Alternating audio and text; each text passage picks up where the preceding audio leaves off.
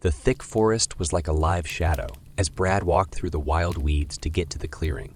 He didn't like how the broken branches hurt his feet, and distorted tree shapes were all around him. Even though his gut told him to go back, the flashing light in the distance made him want to stay because it looked like it could be fun with other people on this otherwise lonely night. Brad had been feeling lonely as he hadn't seen his friends or family in over a month. So when Allison and Claire matched with him on Tinder earlier that night, they quickly went from being sad to excited. Both women looked good. Allison had a stylish bob cut and sultry eyes, and Claire had red hair that was blown around her smile. Like him, they said on their profiles that they liked the same things: music, movies, and long conversations. After only an hour of talking, they agreed to meet up for drinks at Thomson Park after the park closed. As the clearing came into view, Brad took a deep breath that calmed him down. A lantern in front of an icebox cast a cool blue glow across the worn-out picnic tables. Rustling came from behind the trees, but he was ready and took a step forward. What about Allison? What about Claire? In the huge silence, his voice trembled. There was no answer. Only the sound of crickets and cars on the main road could be heard. Brad frowned and looked at his phone. There were no new texts. They were still using the app when he got there. He paced back and forth between the tables and the lantern for another 15 minutes, looking in every shade for signs of life, but finding none. As the evening grew darker, doubt crept in. There was something fishy about this meeting, but he wouldn't believe that someone would intentionally lie to him or lead him away. There had to be a good reason for the wait. Soon, the light was the only thing that lit up the dark area. Brad squished himself in its dim light and looked through their chat logs for any clues he might have missed. There was nothing that stood out. Their friendly conversation seemed normal. He typed out another message, asking where they were, and pressed send as his worry grew. A loud branch broke off from the tree line in the east. When Brad turned around, he saw a big shape that wasn't either woman because it was too tall and wide. It walked toward him on all fours like a wild animal. It made his stomach hurt. Without thinking, Brad ran into the pitch. Black darkness as heavy footsteps closed in behind him at a terrifyingly fast rate. Brambles tore at his skin and clothes, but he kept going because he was so scared. He thought quickly between short breaths, please, not like this. Not by yourself in these spooky woods. It was hard to make out the tree line ahead, but I could see relief beyond it. Car lights on the main road were flashing by. Brad hit the barrier with one last push and fell to the shoulder, almost falling into the path of an approaching SUV. The car slammed on its brakes, making a loud noise as the rubber crunched. He shook his head back and forth and waved his arms all over the place until the car stopped.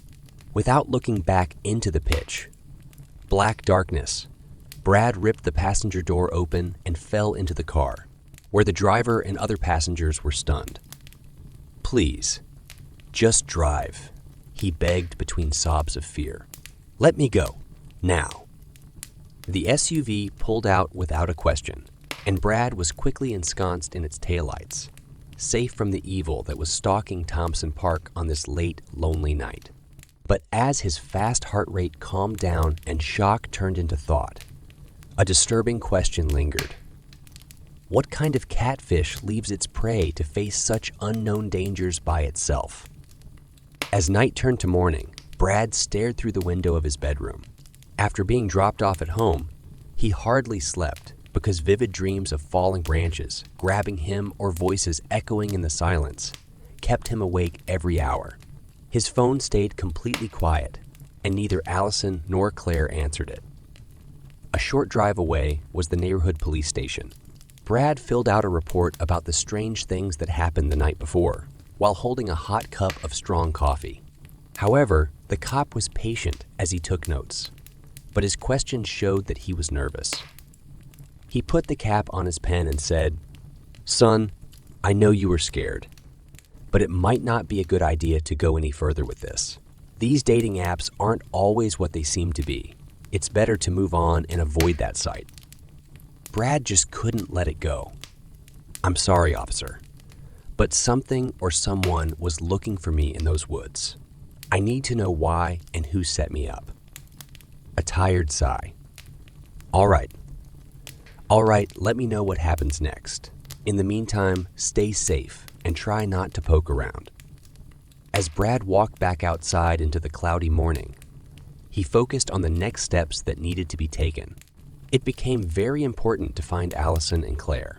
First, he used different emails and IP addresses to check their profiles on Tinder and other sites.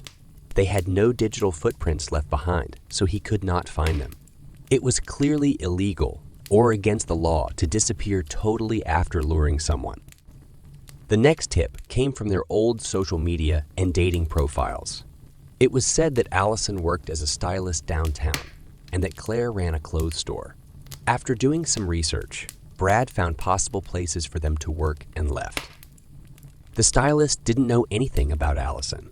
Coworkers said they hadn't seen her in over 2 months and thought she might have left town without warning. In the same way, Claire's shop got a new owner who had never heard of the redhead who used to work there. It made Brad feel uneasy that these things weren't being explained. As he thought about what little he knew at home, he saw something outside. When the clouds broke apart, he could see the thick green grove that surrounded his neighborhood.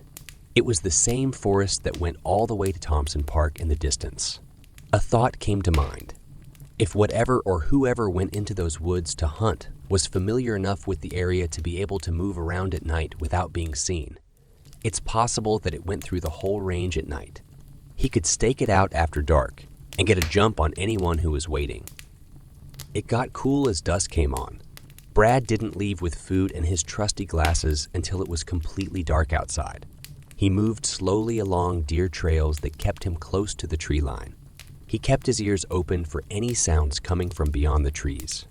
His watch moved past midnight, and the only sounds he could hear were those that happen at night.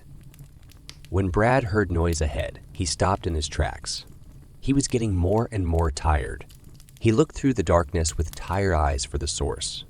Heavy snapping of sticks came through from deeper inside and got louder over time. Once more, his heart beat fast. It was coming this way quickly, crashing through the thick bushes with no care. Brad quickly fell back into a hawthorn bush, trying not to be scared as he watched. As the dark figure came into view, it stood out against the dark tree line.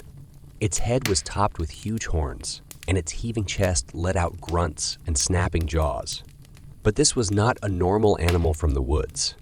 Its bright red eyes looked to the left and right before it charged at superhuman speed on all fours and disappeared into the night. Brad went home scared, but sure that this wasn't an accident or an animal. At night, someone or something meant to scare people was walking around these parks. Since the cop didn't believe him, and there were no more leads, he had no choice but to do something about it himself. It was time to hunt. Brad woke up to another restless morning after a bad dream. When he woke up, the beast's horrifying eyes were still burning in his mind. He couldn't figure out what kind of evil creature prowled the woods at night. Even though he was tired, his revived desire to solve the puzzle kept him going. When records of Allison and Claire's last known location were searched, they only turned up one common friend, Evelyn Gray, an associate professor at the nearby community college. Brad called her office and told her about the strange event. He was shocked when Evelyn decided to meet up after her class in the afternoon. When Brad got there, the campus was full of kids who were not in class. He looked around and finally found Evelyn packing up in a classroom that wasn't very full. Her kind face was framed by her chin, length blonde hair, as she listened carefully to his story, only pausing a few times to ask questions. "This is really scary, Mr. Taylor. Allison and Claire were nice students of mine last term, but we didn't talk much outside of class. They definitely act strangely when they disappear without a reason." She stopped to think for a moment before going on. "It's best not to mess with the woods around here because they hide many secrets. As a safety measure, I would advise you to do this within earshot. I'll ask around to see if anyone saw anything fishy or knows where the girls went." Brad felt relieved when he found a friend. Her deep knowledge of local beliefs and superstitions helped him understand better what was going on in his nightmares and what kind of creature might live in those woods. Now that he had a plan, he thanked Evelyn and left, feeling more hopeful than before. Another big step forward came that night. As Brad told the police about his work, the officer's phone rang. It was Evelyn, eager to share what she had found.